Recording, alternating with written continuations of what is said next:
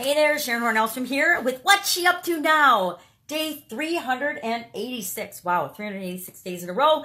I've just been sharing my journey as I transition from the brick and mortar world of real businesses, offline manufacturing, retail, but I like to think of real hardcore, deliverable, physical product businesses to the world of online business.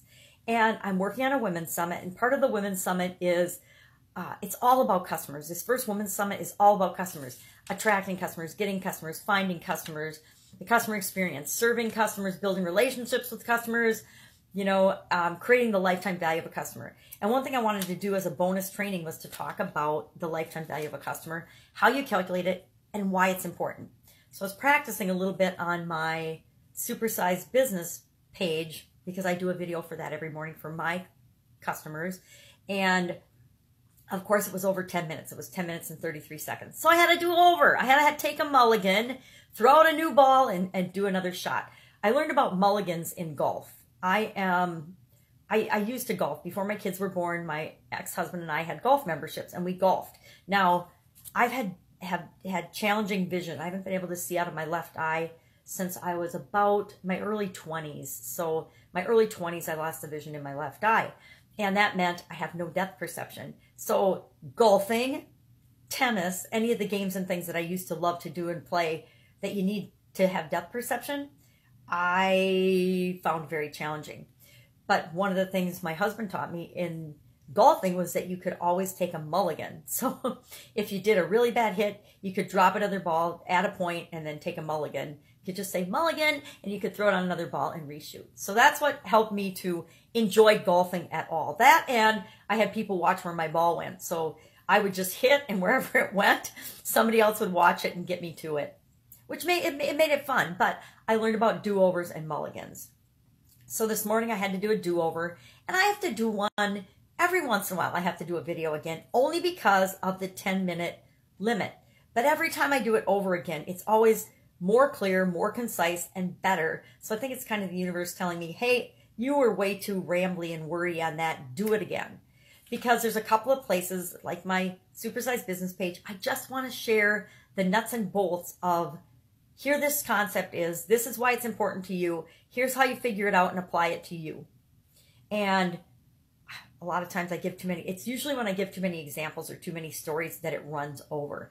Now, when I do this training, I've got 5 actual different business examples of how to calculate and how to figure out your lifetime value of your customer, because I don't have to be limited to 10 minutes. And I want to do a really good job explaining the different types of ways to calculate this and how it's different and variable. And really the most important thing is, what are your numbers? What does it mean to you? And why do you even want to figure it out? What's important about it and why? And I think it's just because it gives you a change of perspective. It allows you to look at, well, what is the real value of having a relationship and building a relationship with this person? Because it's always a person. Even business to business, I was never selling in my Italian food manufacturing business to another business. Although I was selling to another business, I was always dealing with a human being. So I built relationships with the buyers in each of the businesses that I dealt with.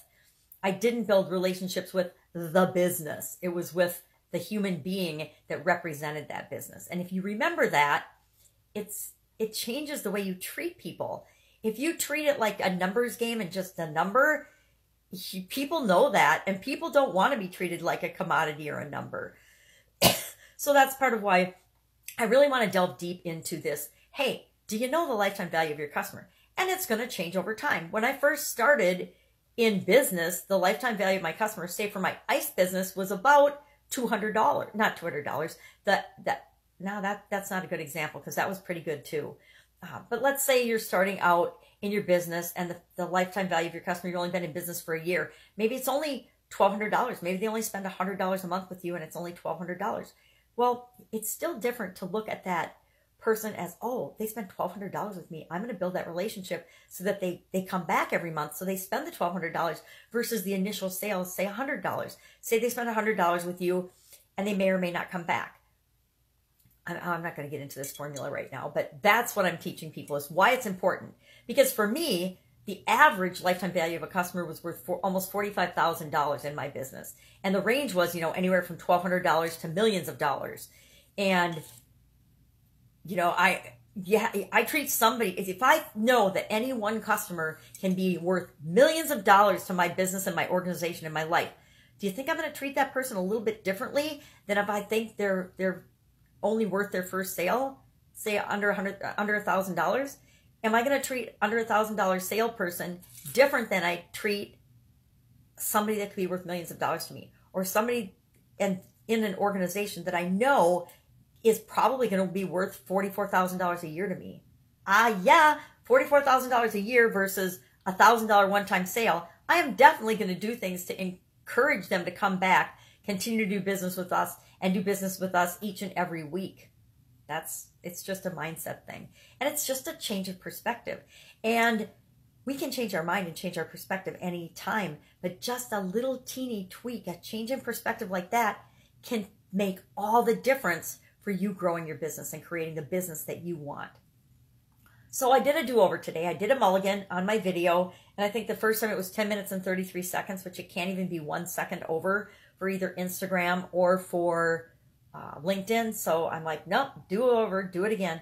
Now, I keep telling myself I'll get a little egg timer and set it by me so I make sure that I don't go over 10 minutes and I can keep an eye on it, but I never do that. I believe YouTube Live has a countdown on it, so maybe I'll start recording that. If I do it more often than not, I can always switch to YouTube Live and use the timer. But for right now, it's really quick and easy to record this on Facebook Live and then strip out the audio for my podcast and share it in various places. So that's why I do it as a Facebook Live. And then since I want to put it on Instagram and LinkedIn, that's why I'm limited to the 10-minute time. And you can share a lot of really cool information in 10 minutes. So it's just a matter of being clear, concise, only giving one example, only sharing one example from my past, cutting my stories and not rambling and getting off topic. Or I have to do a mulligan and start over.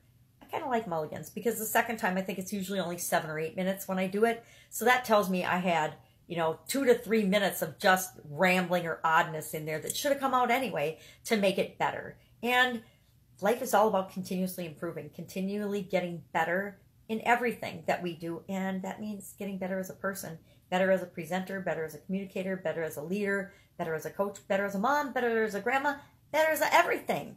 So that's it. Mulligan. Go take a mulligan today if you need to. I take mulligans all the time. I don't call them mulligans, but I do a lot of do-over stuff. I think it's inherent in my upbringing and my background. And probably because I dive into stuff pretty fast sometimes without knowing all the steps. I just jump in and start, and I know that if I do the first thing, the next thing will appear. All right. I will catch you tomorrow. Have an absolutely terrific, fantabulous day. We will be with you tomorrow. Bye. Go take a mulligan.